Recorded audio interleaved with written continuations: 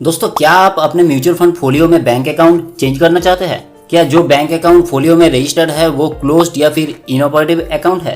क्या फोलियो में जो बैंक डिटेल्स अपडेट है वो नॉन सीबीएस अकाउंट है? तो ऐसे में बैंक अकाउंट चेंज नहीं होगा तो म्यूचुअल फंड तोड़ने के बाद पैसा फंस जाएगा और वापस चला जाएगा। इन सारे कंडीशन में फोलियो के बैंक डिटेल्स अपडेट करना होता है। फोलियो में अगर सही बैंक डिटेल्स अपडेट नहीं रहेगा तो आपको दिक्कत हो सकता है। फोलियो में अगर बैंक डिटेल्स अपडेट रहेगा तभी म्यूचुअल फंड में निवेश किया गया पैसा हम बैंक में वापस ले सकते हैं। तो दोस्तों, आज हम सीखेंगे म्यूचुअल फंड में बैंक डिटेल्स कैसे चेंज किया जाता है। दोस्तों, आप देख रहे हैं इन्वेस्टमेंट नॉलेज गाइड चैनल को। मैं हूं आदित्य, आपके स्वागत में। वीडियो शुरू करने से पहले मेरा एक छोटा सा रिक्वेस्ट, अगर आपने अभी तक इस चैनल को सब्सक्राइब नहीं किया तो सब्सक्राइब करके चैनल को आगे बढ़ाएं और नोटिफिकेशन के लिए बेल आइकन को भी प्रेस कर देना। अब टॉपिक पे वापस आते हैं। दोस्तों, म्यूचुअल फंड में बैंक चेंज करने के लिए दो तरीके होते हैं। पहला है फिजिकल फॉर्म फिलअप करके और दूसरा है ऑनलाइन प्रोसेस। आज हम दोनों प्रोसेस को विस्तार से जानेंगे, पर उससे पहले हमें जानना है क्या क्या डॉक्यूमेंट्स बैंक चेंज के लिए जरूरत होता है। दोस्तों, अगर आप फिजिकल फॉर्म फिलअप करके बैंक चेंज करना चाहते हैं तो आपको एएमसी के ऑफिस से फॉर्म कलेक्ट करना होगा, नहीं तो एएमसी के वेबसाइट से प्रिंट निकाल लेना होगा और साथ में ओल्ड बैंक अकाउंट प्रूफ और न्यू बैंक अकाउंट प्रूफ आपको देना होगा। ओल्ड बैंक अकाउंट प्रूफ में आप या तो कैंसिल चेक दे सकते हैं, नहीं तो ओल्ड बैंक का पासबुक भी अटैच कर सकते हैं। अगर इन दोनों में से कोई भी डॉक्यूमेंट आपके पास अवेलेबल नहीं है तो आप अकाउंट क्लोजिंग लेटर भी अपलोड कर सकते हैं। मान लीजिए अकाउंट क्लोजिंग लेटर भी आपके पास नहीं है तो बैंक के लेटर हेड में आपका ओल्ड बैंक अकाउंट डिटेल्स वो बैंक मैनेजर से लिखवाना पड़ेगा और उसी लेटर को इस एप्लीकेशन के साथ आपको जोड़ देना है। ये तो था ओल्ड बैंक का प्रूफ।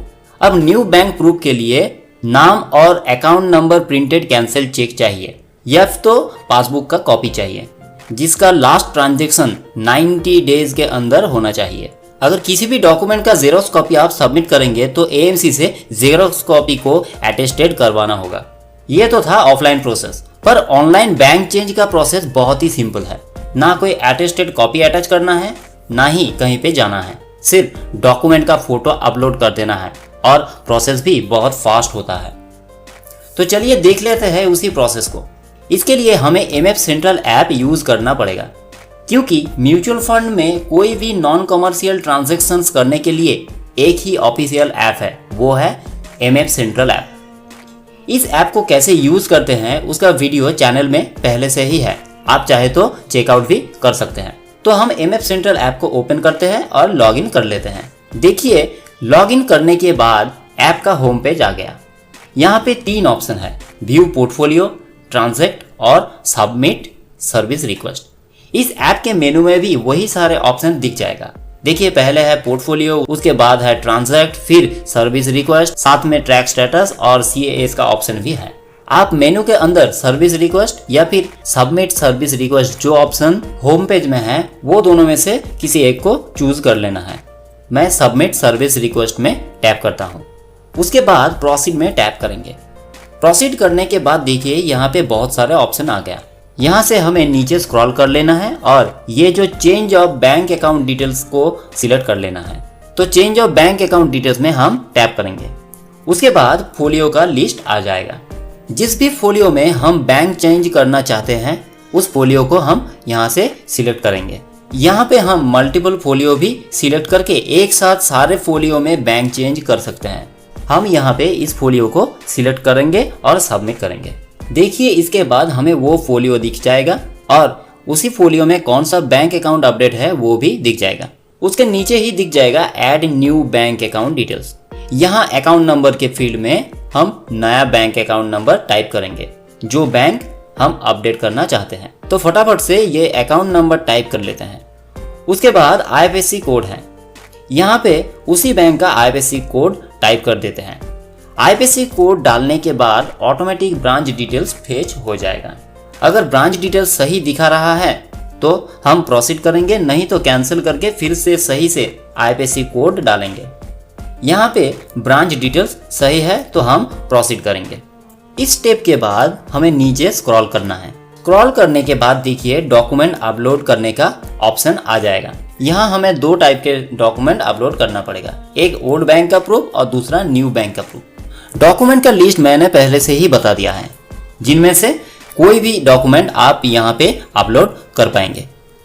देखिए, पहला है upload default bank account proof, मतलब जो बैंक अकाउंट पहले से आपके फोलियो में रजिस्टर्ड है उसका प्रूफ, जो कि ओल्ड बैंक प्रूफ है।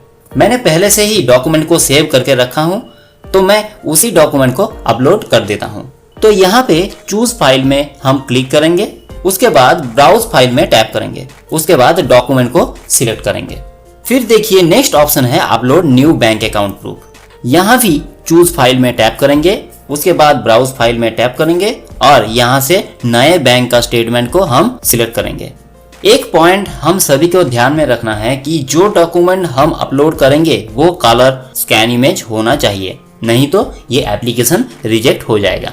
दोनों डॉक्यूमेंट सिलेक्ट करने के बाद नीचे जो सबमिट बटन है हम उसे टैप करेंगे, पर सबमिट करने से पहले फिर से सारे डिटेल्स को हम चेक करेंगे। अब हम सबमिट करेंगे। सबमिट करने के बाद आपके रजिस्टर्ड मोबाइल नंबर पे एक OTP भेजा जाएगा। यहाँ पे OTP को सही डालने के बाद वेरीफाई OTP में टैप करेंगे। वेरीफाई OTP करने के बाद देखिए यहाँ पे सक्सेस दिखा देगा। अब इस ट्रांजैक्शन का प्रोसेस ट्रैक करने के लिए हम मेनू में जाके ट्रैक स्टेटस से भी ट्रैक कर सकते हैं, या फिर नीचे जो ट्रैक स्टेटस का ऑप्शन दिख रहा है वहां से भी हम इस ट्रांजैक्शन को ट्रैक कर पाएंगे। ये प्रोसेस कंप्लीट होने के बाद हमें 2 से 3 दिन वेट करना होगा। 2 से 3 दिन में आपके फोलियो में नया बैंक अकाउंट डिटेल्स अपडेट हो जाएगा। एक चीज आपको ध्यान में रखना है, ये बैंक चेंज पे आउट बैंक चेंज है, मतलब जिस अकाउंट में आप पैसा लेना चाहते हैं। SIP का बैंक अकाउंट चेंज ऐसे नहीं होता है। मतलब अगर आप SIP का इंस्टॉलमेंट किसी और बैंक से डेबिट करवाना चाहते हैं तो वो प्रोसेस इस मेथड में नहीं होगा। इसे ट्राई करने के दौरान अगर आपको कुछ भी प्रॉब्लम फेस होता है तो नीचे जरूर कमेंट करके बताएं। आप हमें व्हाट्सएप भी कर सकते हैं, लिंक नीचे मिल जाएगा। वीडियो इन्फॉर्मेटिव लगा है तो जाने से पहले लाइक कीजिए, चैनल को सब्सक्राइब करके साथ रहिए, सपोर्ट दीजिए। मिलते हैं नेक्स्ट वीडियो में एक और टॉपिक को लेके। बहुत बहुत धन्यवाद।